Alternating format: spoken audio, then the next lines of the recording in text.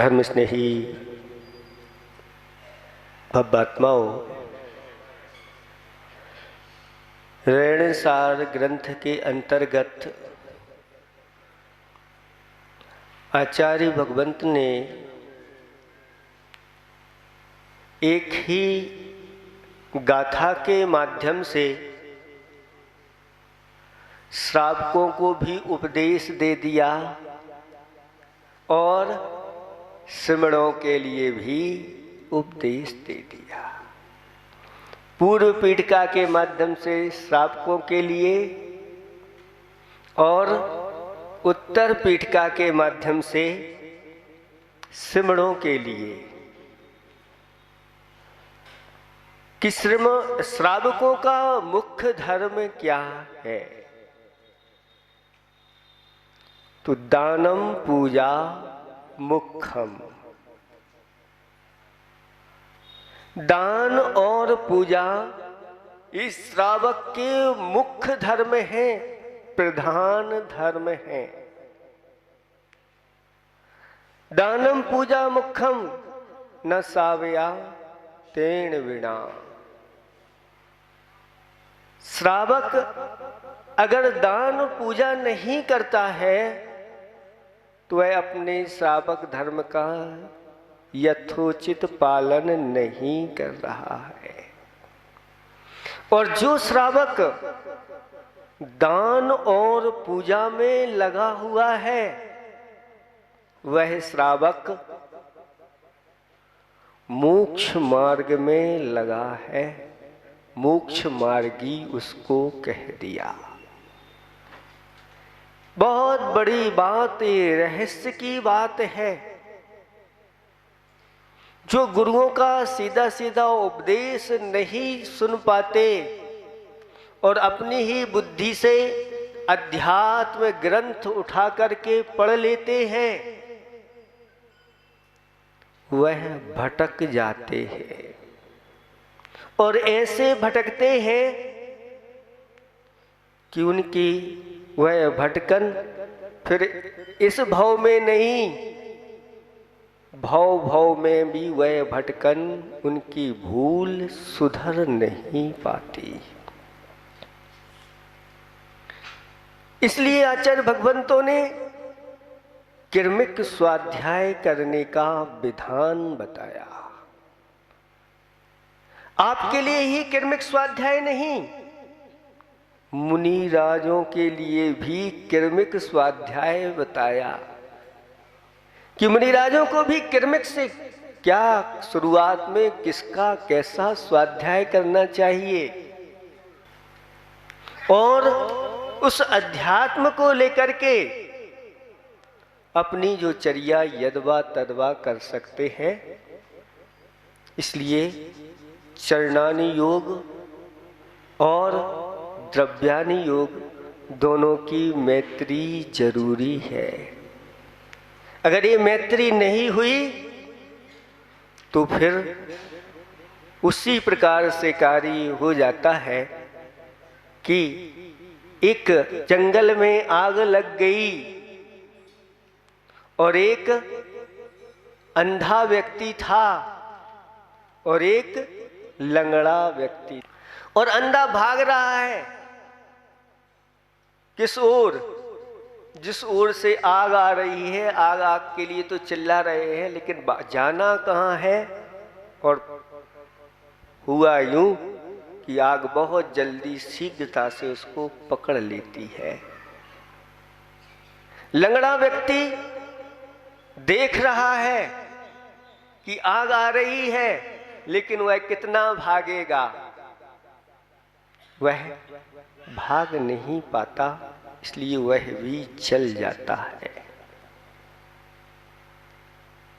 लेकिन अगर अंधा व्यक्ति और लंगड़ा व्यक्ति दोनों मिल जाएं और अंधा जो है उसके कंधे पर लंगड़ा बैठ जाए तो दोनों ऐसी विपदाओं से बच जाते हैं।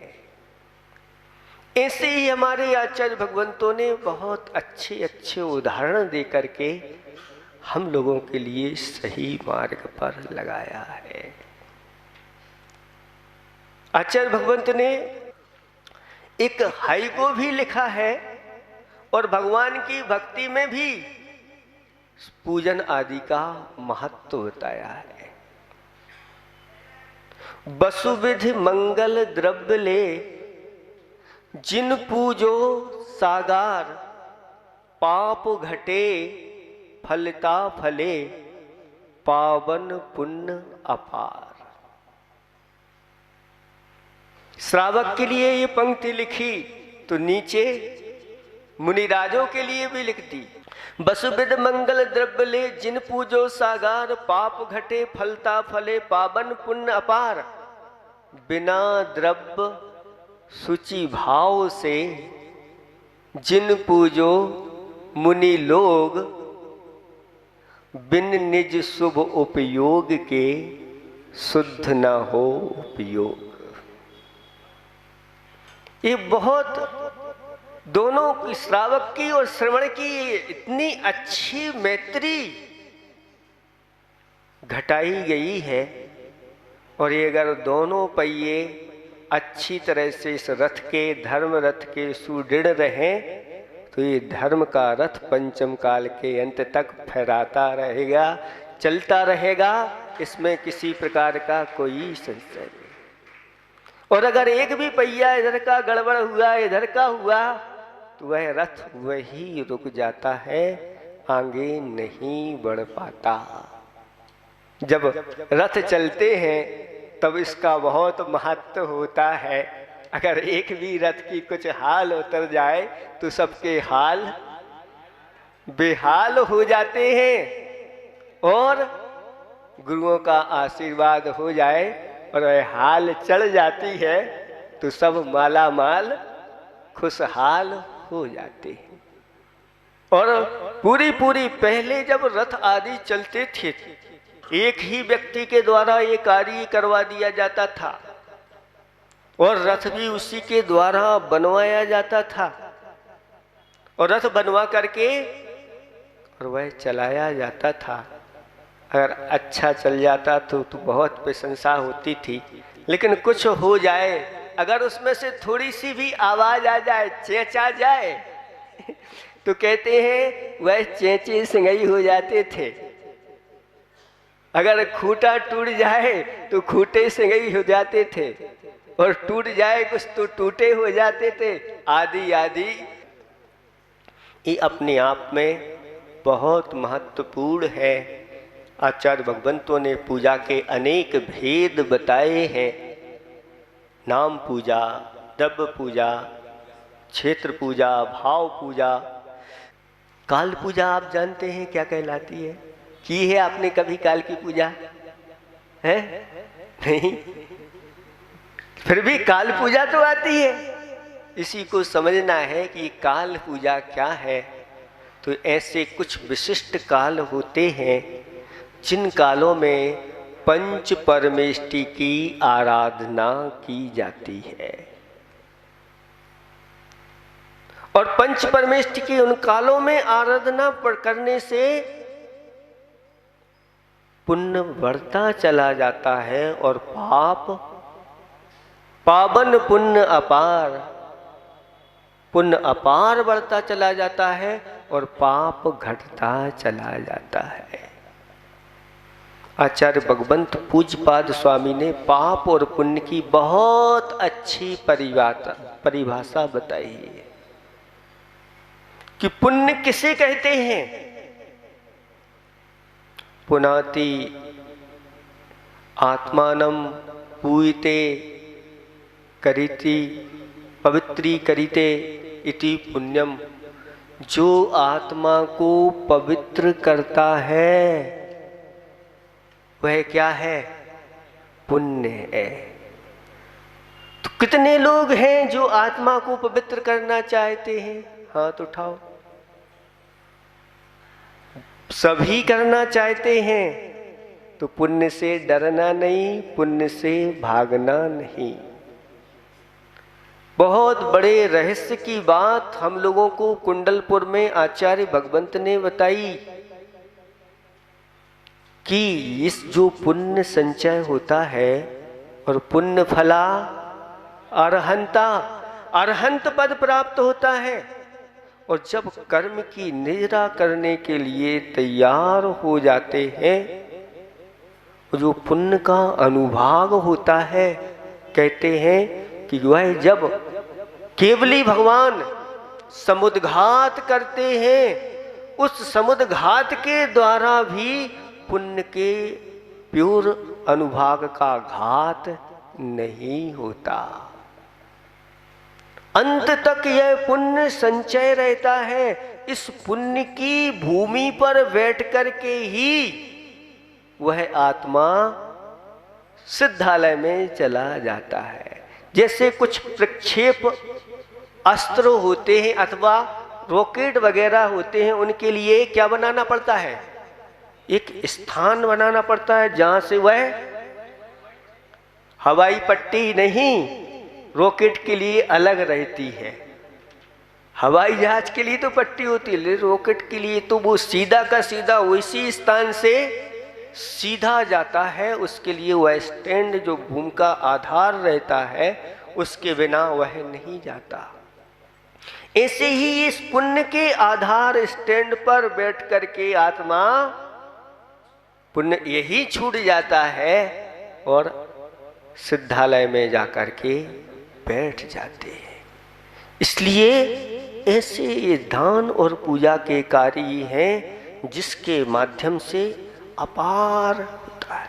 और विशेष कालों में शास्त्रों में वर्णन है, अष्टमी चतुर्दशी के दिन वह सेठ इतनी स्वर्ण मुद्रा से भगवान की पूजा करते थे।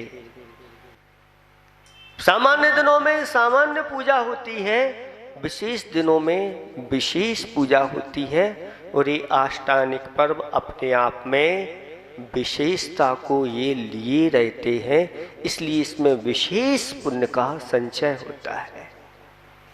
ऐसा पुण्य का संचय होता है कि यह अंत में जाकर के वह सिद्धालय में बिठा करके रहता है।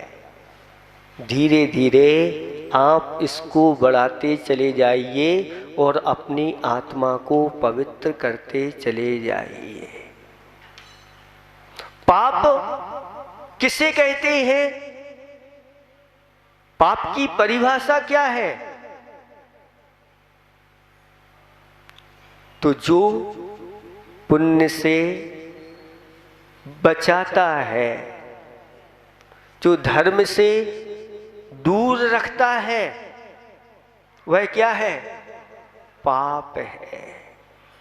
पाप व्यक्ति को धर्म नहीं करने देता, धर्मात्माओं के पास नहीं आने देता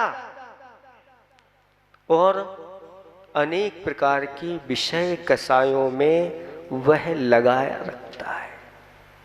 इंद्रियों को अपने विषयों में लगा के रखता है और मन को भी खोटी चीजों में लगा के रखता है, वह पाप है। और यहाँ तक कह दिया कि वह अगर ध्यान की बात करता है और ध्यान कर रहा है श्रावक, तो ज्ञान कहते हैं कि वह सिर से पहाड़ फोड़ रहा है। क्या फूटेगा? बोलो। ये स्थिति ऐसा क्यों कह दिया?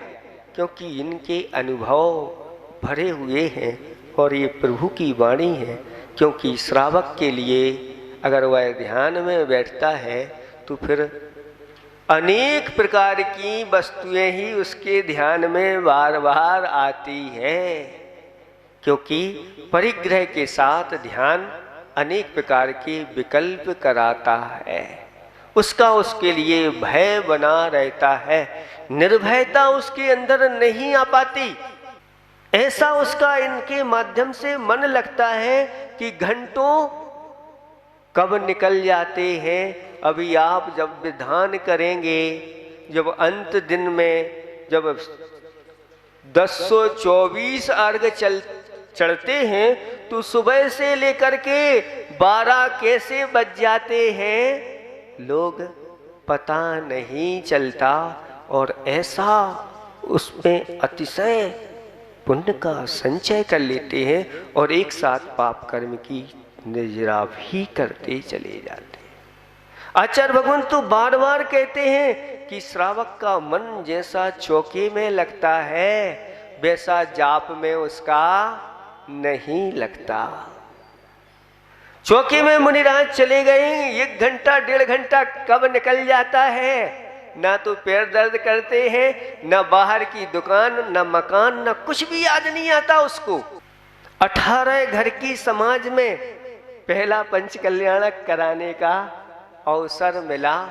आप विचार करिए, 6 मुनिराज थे और 6 मुनिराजों के लिए आहार दान भी देना है, वहां पात्र भी बने हुए हैं, वही डायरेक्टर हैं, वही एक्टर हैं, वही सब उन्हीं का है। इतना भव्य वह पंच कल्याणक हुआ था। लगभग पूरा का पूरा वह प्रांगण भरा रहता था और फेरी के दिन तो जनता समा नहीं रही थी, लेकिन कोई व्यवस्था वहाँ पुलिस आदि की व्यवस्था आदि कुछ भी नहीं थी और वहाँ एक कील भी इधर उधर नहीं हुई। ये है श्रावकों की भावना और विशुद्धि और उत्साह आनंद। ऐसे आप लोगों के लिए गुरुदेव के आशीर्वाद मिले हैं, आप लोग ये कर रहे हैं और साथ साथ में ऐसे भव्य जिनालयों का आप लोगों ने निर्माण करने का आशीर्वाद गुरुदेव से लिया है, जो देखने में कुंडलपुर जाते हैं तो ये अकृत्रिम चैत्यालय जैसा लग रहा है। ऐसे ही भोपाल में भी आप लोग देख करके आओ। भाई जितना बनाए हमने तो नहीं देखा, लेकिन जो देखते हैं देखते ही रह जाते हैं। अभी तो ये शुरुआत है, अभी 25, 50, 40% हुआ होगा, लेकिन जब पूर्णता को प्राप्त होगा उसकी क्या होगी सब देखते रह जाएंगे।